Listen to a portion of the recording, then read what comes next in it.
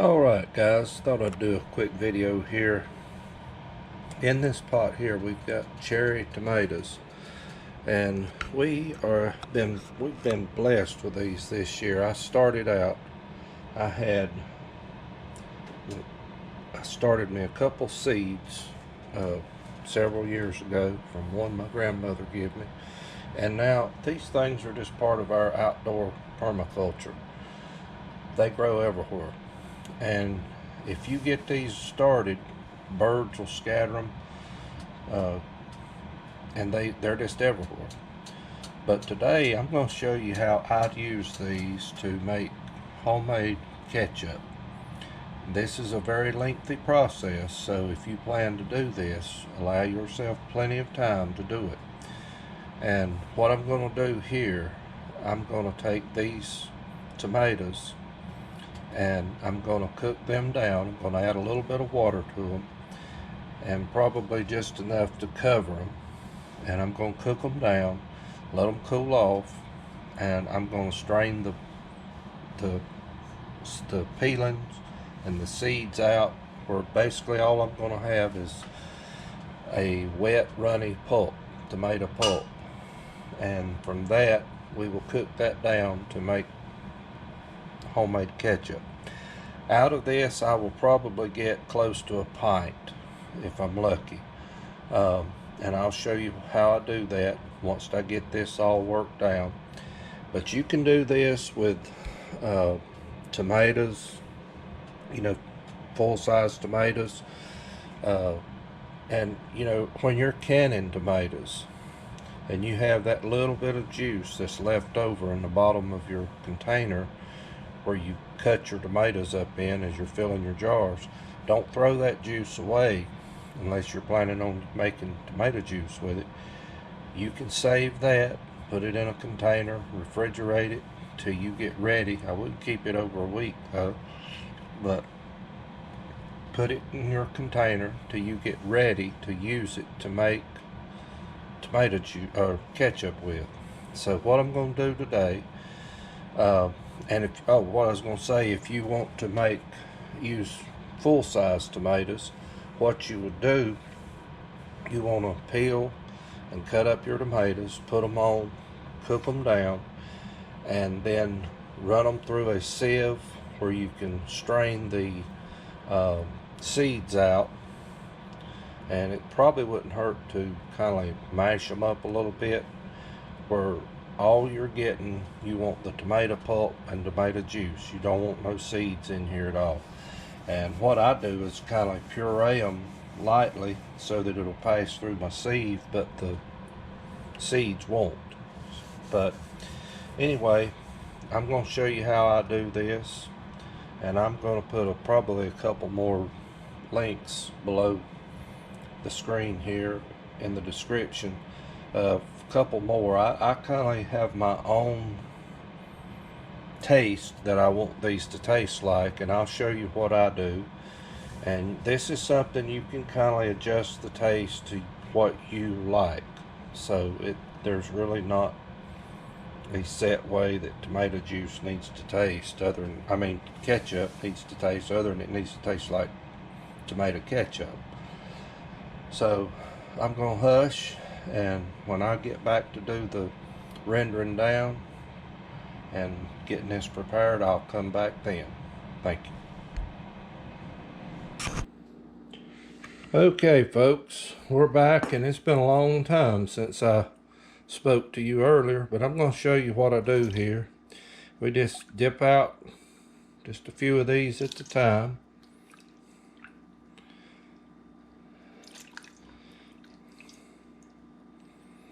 It's probably about, I don't want it over half full. I'm trying to hold the camera and do this, but just take a spoon, go around and work them out. This kind of reminds me of doing persimmon pulp, but you'll just do them all up this way and keep doing it till you get all your juice worked out of it. This will basically just be a dry patty. I mean, it won't be nothing left in it really when you're done, if I don't make a mess. I'm trying to do this one-handed. So just to give you that idea, and when I get all this done, I'll come back. We'll start this. I do want to say this. Use a stainless steel pot and one with a thick bottom on it like this one. So you don't have trouble with it scorching. But I would not recommend using an aluminum pot with tomatoes because it does have a reaction with the aluminum. So anyway, I'm going to get this done and then we'll come back and I'll show you the next step. Okay folks, let me show you what I have here.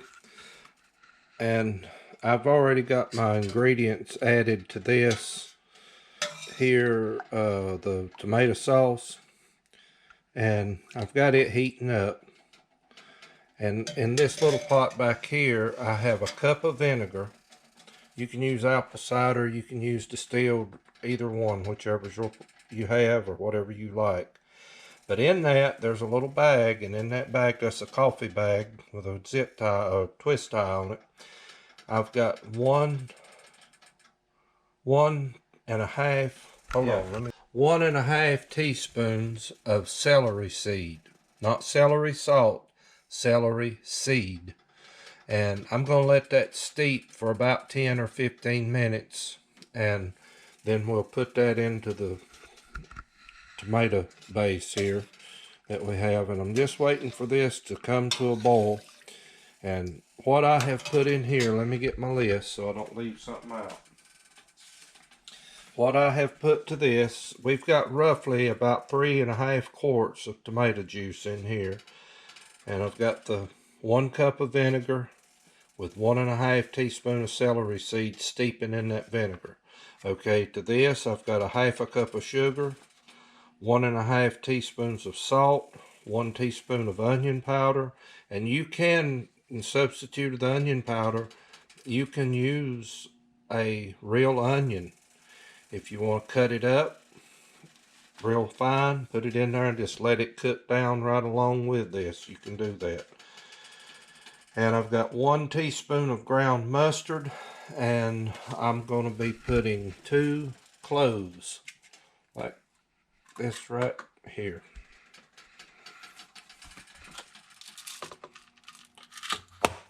I think these are what makes it. Matter of fact, being that I have a little more than I had the last time I made this, I'm going to use, well, I'll wait, see what I do.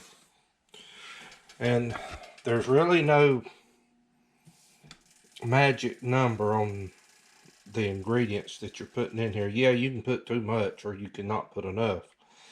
But if I was concerned about getting too much, definitely it would pay to start on the light side and add as you need it to, or you know, if you think it needs it, rather than have too much of something and you really not like it. So anyway, I'm gonna zoom in the camera on my little list right here. If you maybe you can read my chicken scratch,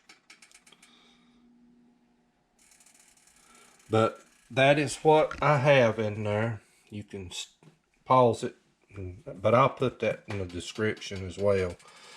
But this is what I'm starting out with, and you know, if I tweak it or anything, I will put that in the description. But what I'm going to do, I'm going to bring this to a boil right here, the tomato base.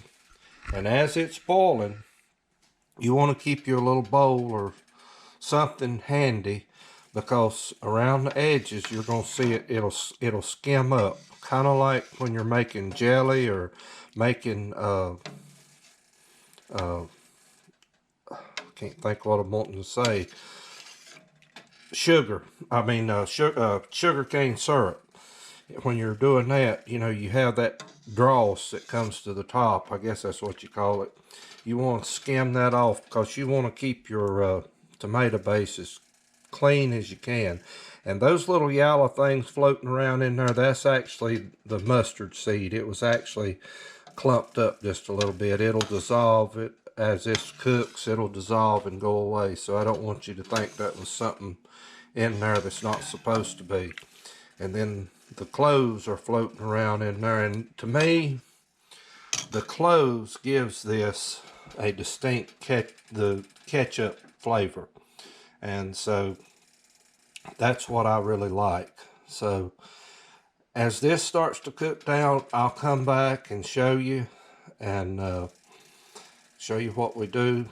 But in the meantime, once that's done brewing, steeping, whatever, I'm going to add it in here, and I'm going to get this to boiling and cook it down. And when you do this, allow yourself plenty of time, because the last time I did this, a pot this size, it took me roughly, I'm going to say at least 2 hours to cook it down. So I'm going to finish this up, and I'm going to wash up some dishes while I'm waiting on this. And when I start to cook this down, when it starts cooking down, I'll come back and show you what it's going to look like pretty much when it's done. And I might pop back in from time to time and maybe just let you get a glance. It is 9:21 or 9:22, so I'll probably check back in just a little bit. So anyway, I'll catch you then. Okay, folks, one thing I did fail to mention is this is about this is about how you want it to look when it's boiling. You don't want it to boil no harder than that. Now it's just started boiling, so I'm going to ease this heat down just a little bit, because I want to keep it just a slow, steady simmer. And you don't want it to scorch, because if it scorches, it's burnt. But this is the skimming that I was telling you about around the edge. That's the kind of stuff, as it cooks, you will want to get that off. Now you'll start to see it. It's a little early for it, but it'll start forming around the edge. You want to skim that off as it cooks down. Another thing, now I just added my vinegar to it, and you can taste this to see if, you know, if it's going the direction. It's not going, the taste is not there yet, but you should be able to tell if it's going in the direction that you want it to. Right now, you'll taste the tomato, but you'll taste the sugar, you'll taste the other spices that's in there, a little bit of the cloves, and once you put the vinegar, you're going to get the vinegar taste. But as this cooks down, that tomato flavor is going to get stronger. And so don't go by the flavor right now, but it is not a bad idea to check it to see if it is in the ballpark of where you think you'll want it. And you got to picture being stronger tomato flavor in the latter. You can always still add a little vinegar, you can add a little sugar. Those are probably the two ingredients that you will probably, if you need to add something, I would say it would be that. And if you add the vinegar, you don't necessarily, you can steep it if you want to, but that's totally up to you. I probably would, because I like the celery seed. I think that gives it a good flavor as well. So, but I would be cautious on how much, because you can get too much vinegar and you can get it too sweet. So anyway, just thought I would tell you that. But that's kind of the consistency, that's kind of the way you want it to look while it's a boiling, just a slow boil. I've got mine set now, it's between 6 and 7, so, but every stove's a little different, so, you know, that'll give you an idea. And I'll probably cut it down a little more as time goes on, because this will, as it cooks down, it will begin to thicken up. So, and hopefully I'll get to show you that here in a little bit. All right, it's 9:30, so hopefully I'll get back with you here in just a little bit. Alright guys, it's 10:30. It's been about an hour since I talked to you earlier, and you can see this thing has woke up. I've been stirring it, and that's changes the heat. It should come back down, but we'll see. And you can see the skimmings that I was talking about as this thing calms down. I'll show you here in just a second. But I would say we've probably got another hour, maybe an hour and a half to go. I don't know. But when this thing decides it's gonna calm down,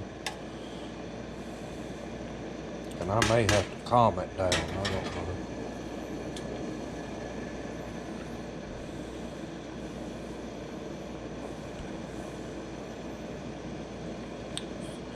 Boiling just a little harder than I like stainless steel.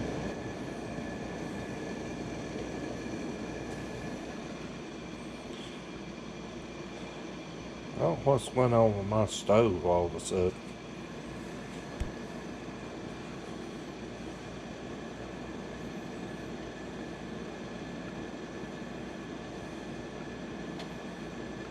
Keep turning it down and it just keeps boiling.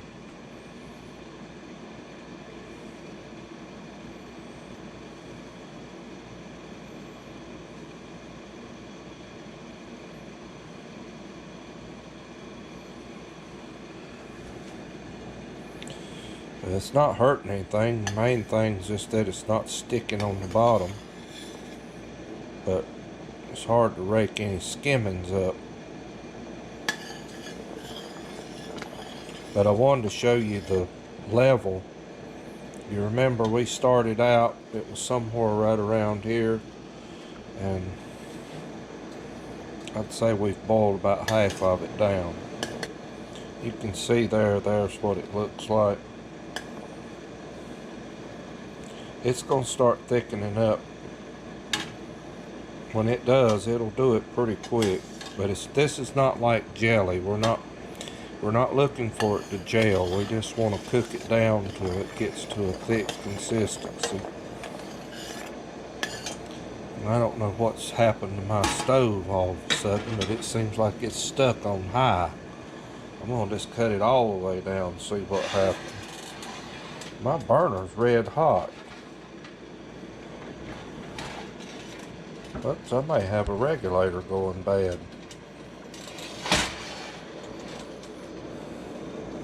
Let's just cut it off.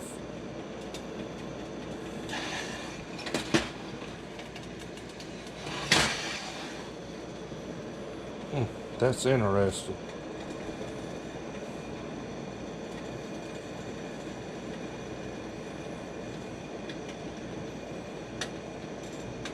Never had it to do that before.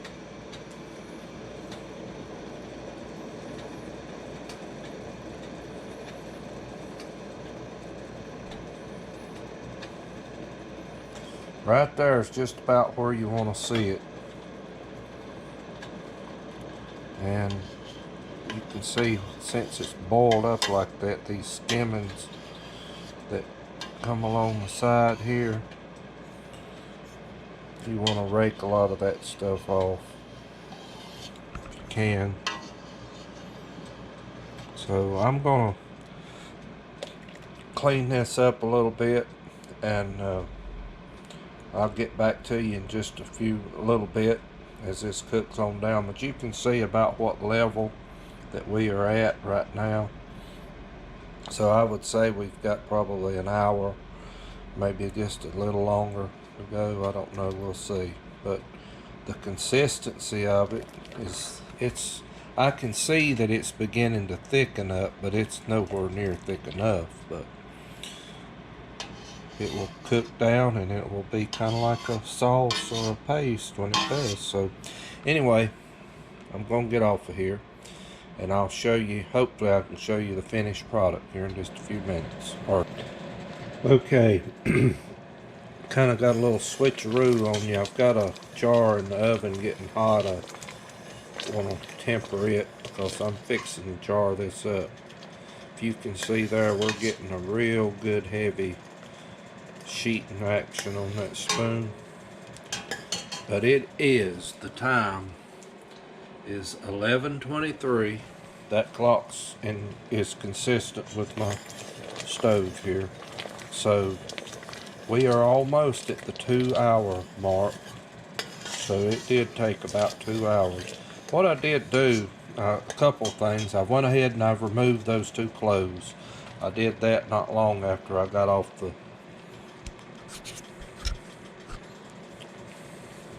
sorry about that. I did that not long after I shut down the camera the last time. And when that pot boiled over, if you remember, it made a mess along the sides here, and I did not want that stuff to get down in here. So what I did, I got me a damp paper towel and I wiped the sides of my pot off. But you can see that is really getting thick. So I think this is about ready to go ahead and jar up. Now what I'm going to do with this, normally you would jar it up and you would give it a water bath, hot water bath, for about, I think it's 10 to 15 minutes. At least 10 minutes in a hot water bath. I'm not going to do that with this one, but I am going to make sure my jar's hot because I don't want it to break. But what I'm going to do is just put a lid on this one, and when it cools down, it's going to go in the refrigerator, and we will probably be eating on this because this is my third batch. Now the other two jars that I put up, I've got those canned, and I didn't film any of those because I wasn't sure how it was going to turn out, blah blah this, you know. But I feel comfortable enough now that I can do this and it not turn into a disaster. But this is getting down to the consistency that I think we definitely need, folks. And you can get the little ketchup bottles, or you could save a store-bought and pour it into there. But either way, I've got ketchup, homemade, homegrown, and all with little cherry tomatoes, tomato tomatoes, some people call them. So I'm gonna jar this up and I'm gonna call it a night. Get some dishes washed up, and it's been a busy day. And so let me give you a little preview right quick. This is what we've got done this week. We've got 27 jars, well, 27 quarts. 2 of them I froze. I froze 2 bags, 2 quarts in the freezer. But these are 25, I think 25 jars of okra, and, or listen to me, peas, black-eyed, field, it's been a long day, folks. Purple hull peas and Texas big boy peas. This is some okra that I put up, and this is okra actually canned specifically for frying. I done that with Alabama Gardeners, old Alabama Gardeners recipe. I'm looking forward to trying that. Real easy to can, nothing to it. But I just thought these peas turned out so beautiful. So that's a little bit of what we've been doing. Y'all, you know, we did the video the other day of putting those up. So anyway, I'm thrilled to death to have that. So I'm going to get off of here and get this ketchup put up, and we're going to call it a night. So folks, till the next time, y'all have a great day.